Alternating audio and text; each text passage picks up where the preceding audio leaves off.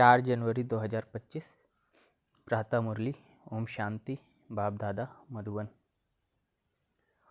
बाबा ने कहा, मीठे बच्चे, तुम आज शरीरी बन जब बाप को याद करते हो तो तुम्हारे लिए यह दुनिया ही खत्म हो जाती है। देह और दुनिया भूली हुई है। प्रश्न, बाप द्वारा सभी बच्चों को ज्ञान का तीसरा नेत्र क्यों मिला है? उत्तर है, अपने को आत्मा समझ बाप जो है जैसा है उसी रूप में याद करने के लिए तीसरा नेत्र मिला है। परंतु यह तीसरा नेत्र काम तब करता है जब पूरा योग युक्त रहे, अर्थात एक बाप से सच्ची प्रीत हो, किसी के नाम रूप में लटके हुए ना हो। माया प्रीत रखने में ही विघ्न डालती है, इसी में बच्चे धोखा खाते हैं। गीत है मरना तेरी गली में। ओम शांति। सिवाय तुम ब्राह्मण बच्चों के इस गीत का अर्थ कोई समझ न सके। जैसे वेद शास्त्र आदि बनाए हैं, परंतु जो कुछ पढ़ते हैं उसका अर्थ नहीं समझ सकते। इसलिए बाप कहते हैं, मैं ब्रह्मा मुख द्वारा सब वेदों शास्त्रों का सार समझाता हूँ। वैसे ही इन गीतों का अर्थ भी कोई समझ नहीं सकते, बाप ही इनका अर्थ बताते हैं। आत्मा जब शरीर से न्यारी हो जाती है तो दुनिया से सारा संबंध टूट जाता है। गीत भी कहता है, अपने को आत्मा समझ अशरीरी बन बाप को याद करो तो यह दुनिया खत्म हो जाती है। यह शरीर इस पृथ्वी पर है, आत्मा इनसे निकल जाती है तो फिर उस समय उनके लिए मनुष्य सृष्टि है नहीं। आत्मा नंगी बन जाती है, फिर जब शरीर में आती है तो पाठ शुरू होता है।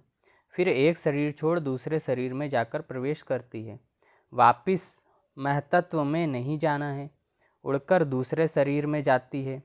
यहाँ इस आकाश तत्व में ही इनको पाठ बजाना है, मूल वतन में नहीं जाना है। जब शरीर छोड़ते हैं तो ना यह कर्म बंधन ना वह कर्म बंधन रहता है। शरीर से ही अलग हो जाते हैं ना, फिर दूसरा शरीर लेते हैं तो वह कर्म बंधन शुरू होता है। यह बातें सिवाय तुम्हारे और कोई मनुष्य नहीं जानते। बाप ने समझाया है, सब बिल्कुल ही बेसमझ हैं, परंतु ऐसे कोई समझते थोड़े ही हैं। अपने को कितना अक्लमंद समझते हैं, पीस प्राइज देते रहते हैं। यह भी तुम ब्राह्मण कुलभूषण अच्छी रीति समझा सकते हो। वह तो जानते ही नहीं कि पीस किसको कहा जाता है। कोई तो महात्माओं के पास जाते हैं कि मन की शांति कैसे हो, यह तो कहते हैं वर्ल्ड में शांति कैसे हो। ऐसे नहीं कहेंगे कि निराकारी दुनिया में शांति कैसे हो। वह तो है ही शांति धाम। हम आत्माएं शांति धाम में रहती हैं, परंतु यह तो मन की शांति कहते हैं। वह जानते नहीं कि शांति कैसे मिलेगी। शांति धाम तो अपना घर है, यहाँ शांति कैसे मिल सकती। हाँ, सतयुग में सुख शांति संपत्ति सब है, जिसकी स्थापना बाप करते हैं। यहाँ तो कितनी अशांति है, यह सब अब तुम बच्चे ही समझते हो। सुख शांति संपत्ति भारत में ही थी, वह वर्षा था बाप का, और दुख अशांति कंगालपना यह वर्षा है रावण का। यह सब बातें बेहद का बाप बैठ बच्चों को समझाते हैं। बाप परम धाम में रहने वाला नॉलेजफुल है, जो सुखधाम का हमको वर्षा देते हैं, वह हम आत्माओं को समझा रहे हैं। यह तो जानते हो नॉलेज होती है आत्मा में, उनको ही ज्ञान का सागर कहा जाता है। वह ज्ञान का सागर इस शरीर द्वारा वर्ल्ड की हिस्ट्री ज्योग्राफी समझाते हैं। वर्ल्ड की आयु तो होनी चाहिए ना, वर्ल्ड तो है ही, सिर्फ नई दुनिया और पुरानी दुनिया कहा जाता है। यह भी मनुष्यों को पता नहीं, न्यू वर्ल्ड से ओल्ड वर्ल्ड होने में कितना समय लगता है। तुम बच्चे जानते हो कलयुग के बाद सतयुग जरूर आना है, इसलिए कलयुग और सतयुग के संगम पर बाप को आना पड़ता है। यह भी तुम जानते हो परमपिता परमात्मा ब्रह्मा द्वारा नई दुनिया की स्थापना शंकर द्वारा विनाश कराते हैं। त्रिमूर्ति का अर्थ ही यह है, स्थापना विनाश पालना। यह तो कॉमन बात है, परंतु यह बातें तुम बच्चे भूल जाते हो। नहीं तो तुमको खुशी बहुत रहे, निरंतर याद रहनी चाहिए। बाबा हमको अब नई दुनिया के लिए लायक बना रहे हैं। तुम भारतवासी ही लायक बनते हो और कोई नहीं। हाँ, जो और धर्मों में कन्वर्ट हो गए हैं वह आ सकते हैं, फिर इसमें कन्वर्ट हो जाएंगे जैसे उसमें हुए थे। यह सारी नॉलेज तुम्हारी बुद्धि में है, मनुष्यों को समझाना है। यह पुरानी दुनिया अब बदलती है, महाभारत लड़ाई भी जरूर लगनी है। इस समय ही बाबा आकर राजयोग सिखलाते हैं। जो राजयोग सीखते हैं वह नई दुनिया में चले जाएंगे। तुम सबको समझा सकते हो कि ऊँच से ऊँच है भगवान, फिर ब्रह्मा विष्णु शंकर, फिर आओ यहाँ मुख्य है जगदम्बा जगत पिता। बाप आते ही यहाँ है ब्रह्मा के तन में। प्रजापिता ब्रह्मा तो यहाँ है ना। ब्रह्मा द्वारा स्थापना सूक्ष्म वतन में तो नहीं होगी ना, यहाँ ही होती है। यह व्यक्त से अव्यक्त बन जाते हैं। यह राजयोग सीख फिर विष्णु के 2 रूप बनते हैं। वर्ल्ड की हिस्ट्री ज्योग्राफी समझनी चाहिए ना। मनुष्य ही समझेंगे, वर्ल्ड का मालिक ही वर्ल्ड की हिस्ट्री ज्योग्राफी समझा सकते हैं। वह नॉलेजफुल पुनर्जन्म रहित है। यह नॉलेज किसकी बुद्धि में नहीं है, परखने की भी बुद्धि चाहिए ना। कुछ बुद्धि में बैठता है या ऐसे ही है, नब्ज देखनी चाहिए। एक अजमल खां नामी ग्रामी वैद्य होकर गया है। कहते हैं देखने से ही उनको बीमारी का पता पड़ जाता था। अब तुम बच्चों को भी समझना चाहिए कि यह लायक है या नहीं। बाप ने बच्चों को ज्ञान का तीसरा नेत्र दिया है, जिससे तुम अपने को आत्मा समझ बाप जो है जैसा है उसको उसी रूप से याद करते हो। परंतु ऐसी बुद्धि उनकी होगी जो पूरा योग युक्त होंगे, जिनकी बाप से प्रीत बुद्धि होगी। सब तो नहीं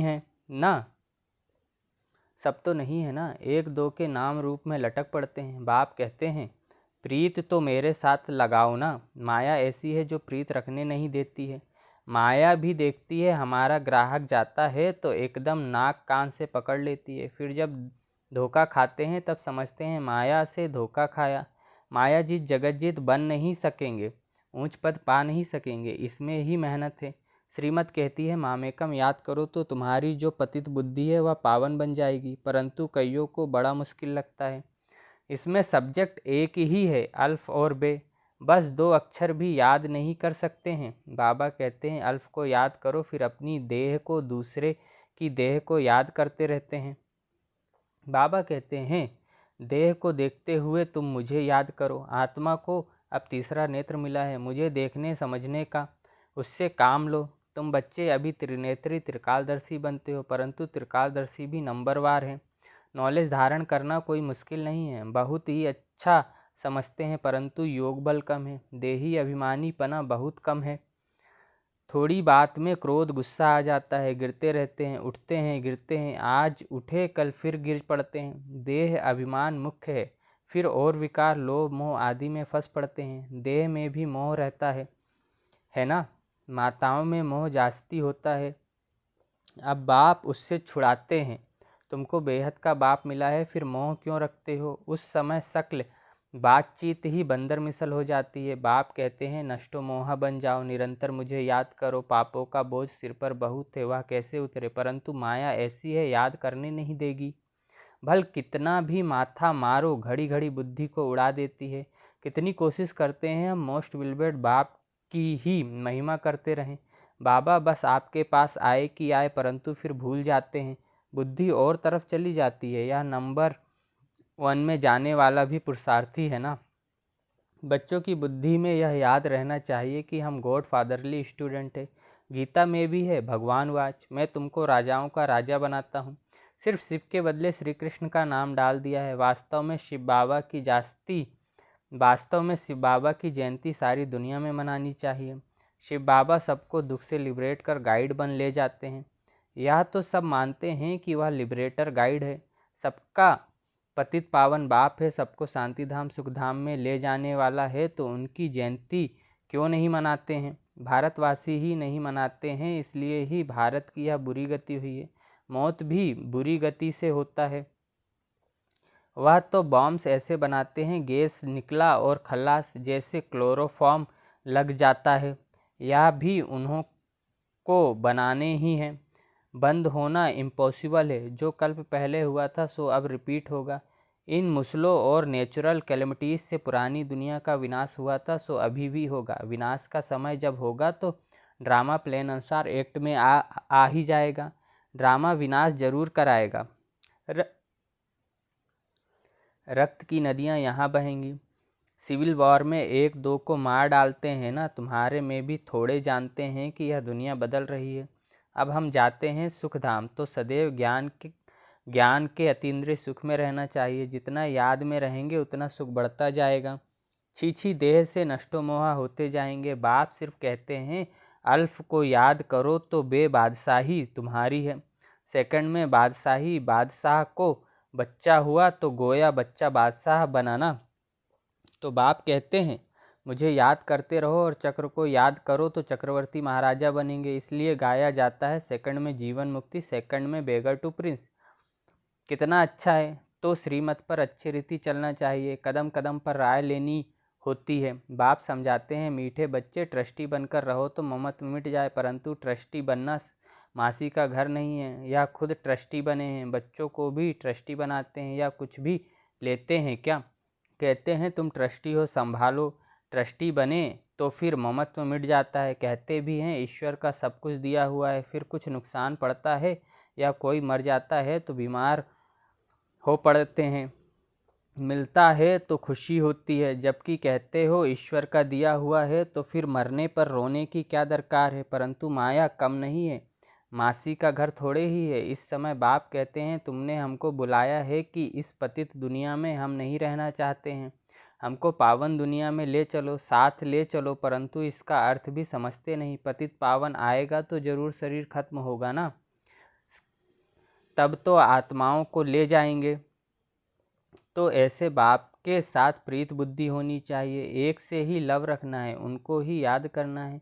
माया के तूफान तो आएंगे, कर्म इंद्रियों से कोई विकर्म नहीं करना चाहिए, वह बेकायदे हो जाता है। बाप कहते हैं, मैं आकर इस शरीर का आधार लेता हूँ, यह इनका शरीर है ना, तुमको याद बाप को करना है। तुम जानते हो ब्रह्मा भी बाबा, शिव भी बाबा है, विष्णु और शंकर को बाबा नहीं कहेंगे। शिव है निराकार बाप, प्रजापति ब्रह्मा है साकारी बाप। अब तुम साकार द्वारा निराकार बाप से वर्षा ले रहे हो। दादा इनमें प्रवेश करते हैं तब कहते हैं, दादे का वर्षा बाप द्वारा हम लेते हैं। दादा ग्रैंडफादर है निराकार, बाप है साकार। यह वंडरफुल नई बातें हैं ना, त्रिमूर्ति दिखाते हैं परंतु समझते नहीं। शिव को उड़ा दिया है। बाप कितनी अच्छी अच्छी बातें समझाते हैं, तो खुशी रहनी चाहिए। हम स्टूडेंट हैं, बाबा हमारा बाप टीचर सदगुरु है। अभी तुम वर्ल्ड की हिस्ट्री ज्योग्राफी बेहद के बाप से सुन रहे हो, फिर औरों को सुनाते हो। यह 5000 वर्ष का चक्र है। कॉलेज के बच्चों को वर्ल्ड की हिस्ट्री ज्योग्राफी समझानी चाहिए। 84 जन्मों की सीढ़ी क्या है, भारत की चढ़ती कला और उतरती कला कैसे होती है, यह समझाना है। सेकंड में भारत स्वर्ग बन जाता है, फिर 84 जन्मों में भारत नर्क बनता है। यह तो बहुत ही सहज समझने की बातें हैं। भारत गोल्डन एज से आयरन एज में कैसे आया है, यह तो भारतवासियों को समझाना चाहिए, टीचर्स को भी समझाना चाहिए। वह है जिस्मानी नॉलेज या है रूहानी नॉलेज, वह मनुष्य देते हैं या गॉड फादर देते हैं। वह है मनुष्य सृष्टि का बीज रूप, तो उनके पास मनुष्य सृष्टि का ही नॉलेज होगा। अच्छा, बाबा याद प्यार दे रहे हैं। मीठे मीठे सिकलधे बच्चों प्रति माता पिता बाप दादा का याद प्यार और गुड मॉर्निंग। रूहानी बाप की रूहानी बच्चों को नमस्ते। मुझ रूहानी बच्चे की रूहानी माता पिता मम्मा बाबा बाप दादा को याद प्यार, गुड मॉर्निंग और नमस्ते। शुक्रिया बाबा, शुक्रिया आपका, पद्मा पदम गुणा शुक्रिया। धारणा के लिए मुख्य सार। पहला है, इस छीछी देह से पूरा नष्टो मोहा बन ज्ञान के अतीन्द्रिय सुख में रहना है। बुद्धि में रहे, अब यह दुनिया बदल रही है, हम जाते हैं अपने सुखधाम।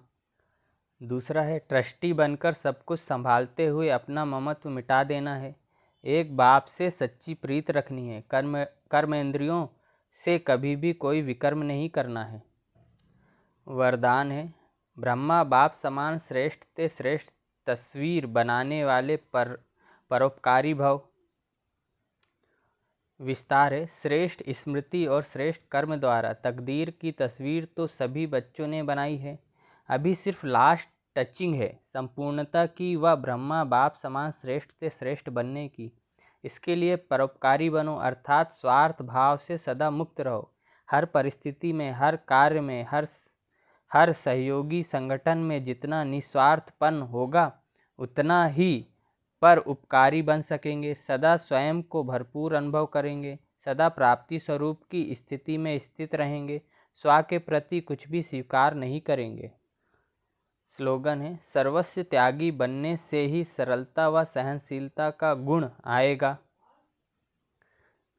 आज की मनसा सेवा का पॉइंट है, अपनी शक्तिशाली मनसा द्वारा साकाश देने की सेवा करो। विस्तार है, यह साकाश देने की सेवा निरंतर कर सकते हो। इसमें तबीयत व समय की बात नहीं है, दिन रात इस बेहद की सेवा में लग सकते हो। जैसे ब्रह्मा बाप को देखा, रात को भी आँख खुली और बेहद की साकाश देने की सेवा होती रही, ऐसे फॉलो फादर करो। जब आप बच्चे बेहद को साकाश देंगे तो नज़दीक वाले ऑटोमेटिक साकाश लेते रहेंगे। इस बेहद की साकाश देने से वायुमंडल ऑटोमेटिक बनेगा। अच्छा, ओम शांति।